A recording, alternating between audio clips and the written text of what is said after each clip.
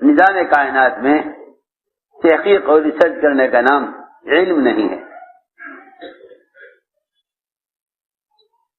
اس کا نام علم نہیں ہے، کیونکہ عیسیٰ علیہ السلام نے آ کر سب سے پہلے سائنس کو ختم کیا، سب سے پہلے آ کر یہ کہا کہ نہیں، کرنے والی ذات صرف اللہ کی ہے، کائنات کے کسی تغیر کا تعلق کائنات کے کسی سبب سے نہیں ہے، کائنات میں کسی بھی تبدیلی کا تعلق کائنات سے نہیں ہے، بلکہ براہ راست خالق کائنات سے ہے۔ سب سے پہلے انبیاء علیہ السلام ایمان کا علم لائے، سب سے پہلے ایمان کا علم لائے۔ اس زمانے میں مسلمان سب سے پہلے ایمان سے جاہل ہے، سائنس کے جہالت ہونے کا مطلب یہ ہے، سائنس کے جہالت ہونے کا مطلب یہ ہے کہ سائنس سب سے پہلے ایمان کا انکار کرتی ہے۔ سائنس سب سے پہلے، میری بات توجہ چاہے گی بہت، سائنس سب سے پہلے ایمان کا انکار کرتی ہے۔ انبیاء علیہ السلام سب سے پہلے آ کر اللہ کا تعارف کراتے ہیں کہ سب سے پہلے یہ علم حاصل کرو، سب سے پہلے اس بات کا علم حاصل کرو کہ اللہ کرنے والے ہیں۔ چنانچہ میں نے عرض کیا کہ قومیں اپنے فنون پر فخر کیا کرتی تھی اور نبی کے علاوہ علم کا مذاق اڑاتی تھی۔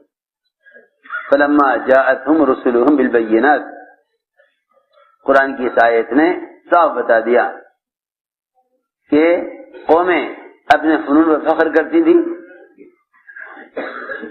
قومیں اپنے فنون پر فخر کرتی تھی اور انبیاء علیہ السلام انہیں لا کر اللہ کی طرف سے علم سکھلاتے تھے۔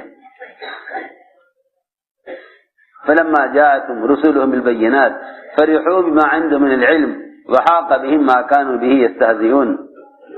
انبیاء علیہ السلام جب اللہ کی طرف سے علم لے کر آئے، انبیاء علیہ السلام جب اللہ کی طرف سے علم لے کر آئے تو ان کی قوموں نے نبی کے لائے ہوئے علم کا مذاق اڑایا، اس لیے کہ نبی کا لایا ہوا جو علم ہے وہ مشاہدات، تجربات اور ظاہری تمام شکلوں کے خلاف ہے، اور قوموں کے بعد جو جہل ہے وہ سارا کا سارا ان کی معلومات اور ان کا جہل وہ سب کا سب ظاہر سے متعلق ہے، وہ سب ظاہر سے متعلق وہ سب ظاہر سے متعلق ہے۔ وہ ریسرچ کرتے ہیں دواؤں پر، غذاؤں پر، مختلف قسم کی جڑی بوٹیوں پر، سمندر کے اندر کی چیزوں پر اور زمین کے اندر کی تمام کانوں پر، معدنیات پر، وہ سب اس پر ریسرچ کرتے ہیں۔ انبیاء علیہ السلام اس سب کے خلاف ہیں، وہ یہ کہتے ہیں کہ نظام کائنات کا کائنات سے کوئی تعلق نہیں۔ سب سے پہلے نبیوں کی دعوت یہ ہے۔ میں نے اس پر عرض کیا کہ امت اس زمانے میں جہالت کی شکار ہے۔ وہ جہالت یہ ہے کہ مسلمان نے ہر چیزیں والی چیز کو علم سمجھ لیا ہے، ہر چیزیں والی چیز کو علم سمجھ لیا ہے، حالانکہ کتنی آسان بات ہے۔ سنو، علم میں لگنا اس بات کی تحقیق میں لگنا ہے کہ اللہ رب العزت ہم سے کیا چاہتے ہیں محمد صلی اللہ علیہ وسلم کے طریقے پر، بس صرف اس کو علم میں لگنا کہتے ہیں۔ عالم کا لفظ صرف اس سے بولا جائے گا جس بات کی تحقیق میں لگا ہوا ہو کہ اس کا رب اس سے کیا چاہتا ہے، اور وہ دوسری شرط اس کے ساتھ یہ بھی ہے کہ صرف محمد صلی اللہ علیہ وسلم کے طریقے پر کیا چاہتا ہے۔ اس لیے میں نے عرض کیا کہ علم میں لگنا اس بات کی تحقیق میں لگنے کو کہتے ہیں کہ اللہ ہم سے کیا چاہتا ہے۔ علم میں لگنا اس بات کی تحقیق میں لگنے کو کہتے ہیں اللہ ہم سے کیا چاہتا ہے۔ اللہ تعالی کی چاہت کو محمد صلی اللہ علیہ وسلم کے طریقے پر پورا کر دینا، بس یہ علم کی غرض ہے، یہ علم کی غرض ہے۔ اور علم اسی کو کہتے ہیں، علم اسی کو کہتے ہیں۔ سارا علم قبر کے 3 سوالات میں محدود ہے۔ جو چیز علم نہیں، جو چیز علم نہیں اس کا قبر میں سوال نہیں، جو چیز علم نہیں اس کا قبر میں سوال نہیں، اور جو چیز علم نہیں قیامت میں اس چیز کا کوئی درجہ نہیں، اس چیز کا کوئی درجہ نہیں۔ جو چیز علم نہیں اس کے بارے میں قبر میں سوال نہیں، اور جو چیز علم نہیں اس کا آخرت میں کوئی درجہ نہیں۔ سائنسدانوں کا کیا درجہ ہونا چاہیے، اور وزراء کا، صدروں کا، ڈاکٹروں کا، انجینئروں کا، مختلف قسم کے ہتھیار، مختلف قسم کے راکٹ بنانے والوں کا قیامت سے کیا درجہ ہونا چاہیے؟ کوئی درجہ نہیں، کیونکہ درجہ جو ملے گا وہ عالم کو بھی قیامت میں، عالم کو بھی درجہ عمل پر ملے گا، علم پر نہ ملے گا۔ اللہ اکبر۔ قیامت میں عالم کو جو درجہ ملے گا وہ درجہ عمل پر ملے گا، علم پر نہ ملے گا۔ تو جو چیز علم ہی نہیں ہے اس پر آخرت میں عزت کیسے مل جائے گی؟ اس میں آخرت میں عزت کیسے مل جائے گی؟ جو چیز علم ہی نہیں ہے سرے سے اس پر آخرت میں درجہ کیسے مل جائے گا، جب آخرت میں عالم کو بھی درجہ علم کے بقدر نہ ملے گا، عالم کو بھی درجہ علم کے بقدر نہیں ملے گا۔ یہ نہیں کہ بڑا عالم ہے تو قیامت میں بڑا درجہ ملے، ایسا نہیں ہے، بلکہ علم کیونکہ عمل کے لیے ہے، علم کیونکہ عمل کے لیے ہے، اس لیے قیامت میں درجہ اتنے علم پر ملے گا جتنے علم پر عمل کیا ہے، جتنے علم پر عمل کیا ہے۔ میں نے عرض کیا علم کو سمجھنا بہت آسان ہے کہ علم کیا ہے۔ قبر کے 3 سوالات میں سارا علم محدود ہے، قبر کے 3 سوالات میں سارا علم محدود ہے۔ 3 سوال قبر میں ہوں گے، 3 سوال قبر میں ہوں گے۔ پہلا سوال من ربک کا، تم کس سے پلنے کا یقین لائے ہو، اور دنیا میں عملی طور پر کس کی ذات سے پلنے کو، عملی طور پر کس کی ذات سے جو پل کر آئے ہو یہ بتلاؤ۔ یہ نہیں کہ تمہیں اللہ سے پلنے کا علم ہے، کیونکہ قبر میں جو سوالات ہوں گے وہ معلومات کی بنیاد پر نہیں، یقین کی بنیاد پر ہوں گے۔ قبر کے سوالات معلومات کی بنیاد پر نہ ہوں گے۔ جو لوگ دین کی معلومات رکھتے ہیں وہ بھی کہیں گے ہم نہیں جانتے، جو لوگ دین کی معلومات رکھتے ہیں وہ بھی قبر میں کہیں گے کہ ہم نہیں جانتے پالنے والا کون ہے۔ تم دنیا میں عملی طور پر کس سے پل کر آئے ہو یہ بتلاؤ۔ تو قبر میں پہلا سوال ہوگا من ربک کا، کہ پالنے والا کون ہے، پالنے والا۔ قبر میں پہلا سوال ہوگا من ربک کا، کہ پالنے والا۔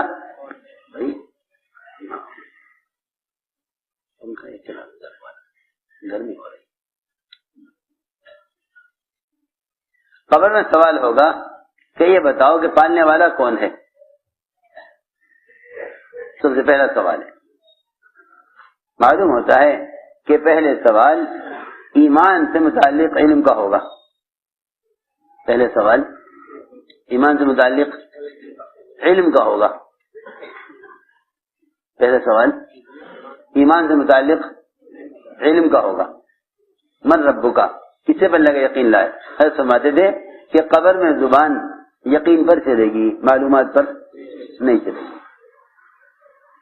قبر میں زبان یقین پر چلے گی، معلومات پر نہیں چلے گی۔ یہ کہہ دے گا کہ میں نہیں جانتا کہ پالنہار کون ہے۔ اسے میرے دوستو سب سے پہلے اس بات کو طے کرو، سب سے پہلے یہ بات طے کرو کہ ہمیں علم حاصل کرنا ہے، تاکہ ہم دعوت کے ذریعے سب سے پہلے اس جہل سے نکلیں، سب سے پہلے اس جہل سے نکلیں۔ اس لیے کہ اس زمانے کے دنیاوی فنون کو حاصل کرنے والے دنیاوی فنون سے علم کا احتساب کیے ہوئے ہیں، علم کا احتساب کیے ہوئے ہیں۔ احتساب کا مطلب یہ ہے کہ وہ دنیا کے فنون سے اجر کی امید کیے ہوئے ہیں۔ حالانکہ اگر کوئی غیر مسلم دنیا کے فنون سیکھ کر کسی مسلمان کی خدمت کر دے تو اللہ تعالی اس غیر مسلم کو دنیا میں اس کی خدمت کا بدلہ دنیا میں دے دیں گے، آخرت میں کچھ نہیں ملے گا۔ سنو، آخرت میں کچھ نہیں ملے گا۔ اللہ دنیا میں اس غیر مسلم کو اس کی خدمت کا بدلہ دنیا میں دیں گے، آخرت میں کچھ نہیں ملے گا۔ اگر مسلمان بھی یہ سوچے کہ میں دنیا کے فنون سیکھ کر ان سے اللہ کے بندوں کو سہولت پہنچاؤں، ڈاکٹری سیکھ لوں تاکہ بیماروں کی خدمت کروں، سائنس سیکھ لوں تاکہ مسلمانوں کی ضروریات میں استعمال ہو جاؤں، یا ہتھیار بنا دوں تاکہ مسلمانوں کی حفاظت ہو جاوے، جن کے پاس اللہ کا علم نہ ہوگا اللہ تعالی ایسے مسلمانوں کو بھی ان کی خدمت کا بدلہ دنیا میں دے دیں گے، آخرت میں کچھ نہ ملے گا۔ اس لیے کہ مسلمان کو دنیا میں انسانوں کے کام آنے کا جو اجر ملے گا وہ دو شرط پر ملے گا، علم اور ایمان پر، علم اور ایمان پر۔ اس کے بغیر دنیا میں کسی کی خدمت کا بدلہ آخرت میں نہیں ملے گا جب تک اس کے پاس علم اور ایمان نہ ہو۔ میں اس لیے باتیں کہہ رہا ہوں کہ لوگوں نے دنیا کو سیکھنے اور اللہ کے علم سے جاہل رہنے کے لیے اس لیے فیصلہ کر لیا کہ وہ سمجھتے ہیں کہ بھئی ہم دنیا والوں کے کام آ جائیں گے اور یہ علم حاصل کر کے اللہ کے احکام پورے کر دیں گے، اور اللہ کے بندوں کے کام آنا یہ بھی ایک کام ہے، یہ بھی ایک کام ہے۔ سوچو تو صحیح، ایک صاحب ملے، دعا کرنا میں چین جا رہا، دعا کرنا کہ میں چین جا رہا۔ میں نے کہا چین کیوں جا رہے؟ کہ علم حاصل کرنے کے لیے جا رہا ہوں، علم حاصل کرنے کے لیے جا رہا ہوں۔ میں نے کیوں؟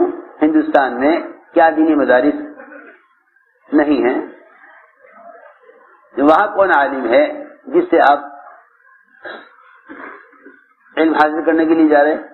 کہنے لگے نہیں، وہ تو میں چین جا رہا ہوں ڈاکٹری پڑھنے کے لیے۔ اچھا، آپ تو کہہ رہے تھے کہ علم حاصل کرنے جا رہا۔ کہنے لگے ہاں وہ حدیث میں ہے نا کہ اگر علم حاصل کرنے کے لیے چین جانا پڑے تو چین جاؤ۔ یہ دیکھو، یہ سب سے بڑی جہالت یہ ہوئی کہ غیروں نے مسلمانوں کو اپنے فنون کی طرف بلانے کے لیے، اپنے فنون میں مشغول کرنے کے لیے اور علم سے ہٹانے کے لیے مسلمانوں کو یہ سمجھایا کہ اے مسلمانوں، صرف قرآن حدیث علم نہیں ہے، صرف قرآن حدیث علم نہیں ہے، بلکہ ہم جو کچھ دنیا کی چیزوں پر تجربات کر رہے ہیں یہ بھی علم ہے۔ چاہو یہ حاصل کر لو، چاہو یہ حاصل کر لو، یہ حاصل کرو گے تو تمہیں علم بھی مل جائے گا، دنیا بھی مل جائے گی۔ سوچو تو صحیح، علم حاصل کرنے کے لیے چین جا رہے کیونکہ ڈاکٹری کو علم سمجھا، ڈاکٹری کو علم سمجھا۔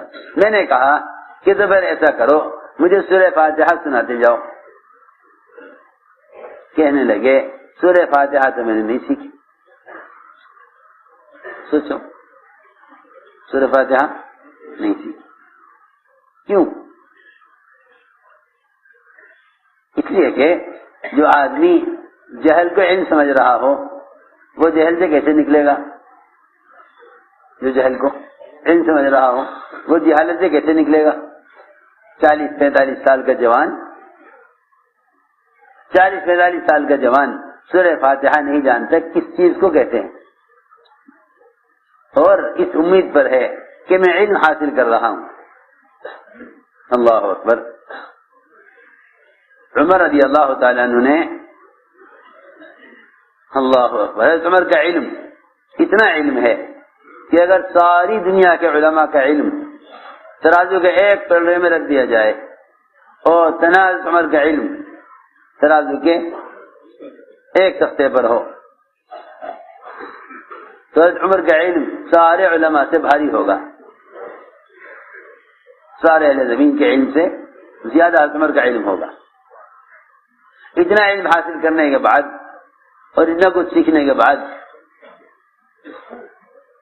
یہ خیال آیا کہ یہ معلوم کرنا چاہیے کہ اللہ تعالی نے موسیٰ علیہ السلام پر کیا احکام نازل کیے تھے. اللہ نے موسیٰ علیہ السلام پر کیا احکام نازل کیے تھے، اور وہ بھی عمل کرنے کے لیے نہیں، وہ بھی عمل کرنے کے لیے نہیں بلکہ صرف معلومات کے لیے، صرف معلومات کے لیے کہ پتہ تو چلے کہ موسیٰ علیہ السلام پر اللہ نے کیا احکام نازل کیے. حالانکہ توریت مستقل کتاب، احکام کی کتاب موسیٰ علیہ السلام پر نازل کی گئی. عمر جیسے عالم کہ ساری دنیا کے علماء کا علم ایک طرف، حضرت عمر کا علم ایک طرف، اور کیوں نہ ہو وہ عمر رضی اللہ تعالی عنہ جو اتنی سمجھ رکھنے والے ہیں، اتنی سمجھ رکھنے والے ہیں کہ وہ حلال چیزوں کو ان کے نقصانات کی وجہ سے اللہ سے کہہ کر حرام کرائیں، اور اللہ تعالی حضرت عمر کی چاہت کے مطابق آسمان سے حکم نازل کریں، آسمان سے حکم نازل کریں عمر کی چاہت کے مطابق. اس امت کے ملہم کہلاتے ہیں جنہیں اللہ کی طرف سے صحیح بات الہام کی جاتی ہوں، اللہ کی طرف سے صحیح بات الہام کی جاتی ہے. وہ عمر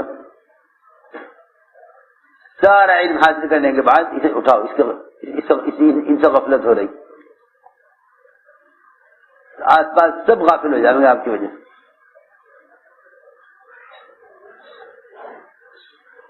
اتنا علم حاصل کرنے کے بعد یہ خیال ہوا کہ دیکھنا چاہیے کہ موسیٰ علیہ السلام پر اللہ نے کیا علم نازل کیا تھا.